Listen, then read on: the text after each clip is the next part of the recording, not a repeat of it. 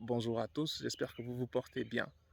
Pour ceux qui sont des producteurs, vous l'avez déjà peut-être expérimenté et cela fait très mal. Ça fait vraiment mal lorsque vous mettez en place une exploitation et que vous revenez quelques temps après une courte période de sécheresse, vous vous rendez compte que les plantes ont brûlé. Croyez-moi, c'est une expérience que vous n'aimeriez pas vivre. Donc, âme sensible, s'abstenir de faire l'agriculture parce que oui, effectivement, ça comporte des risques comme tous les autres secteurs peut-être, mais assurez-vous d'avoir mis des bottes et d'avoir mis des gants avant de vous investir en agriculture.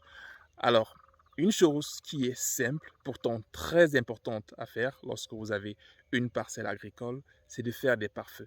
Ça consiste en quoi de faire des pare-feux?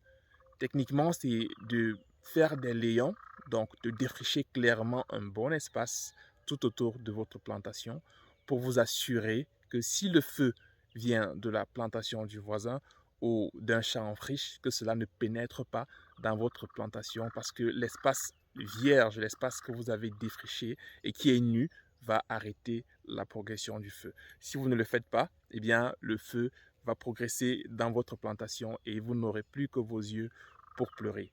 Derrière moi, par exemple, vous pouvez voir qu'il y a un arbre qui est complètement sec. C'est un citronnier. Vous voyez, il est totalement sec. Et à mon niveau, si vous regardez derrière moi, il y a une allée qui est bien nettoyée. Par contre, si vous regardez de ce côté, plutôt de ce côté qui est plus vert, c'est parce que justement, le feu n'a pas traversé le pare-feu. Du coup, on a à peu près au même endroit, un endroit qui est complètement brûlé et un endroit qui reste complètement vert. Donc faites attention, c'est une activité qui est simple à faire, mais elle doit être faite à tout prix. À très bientôt.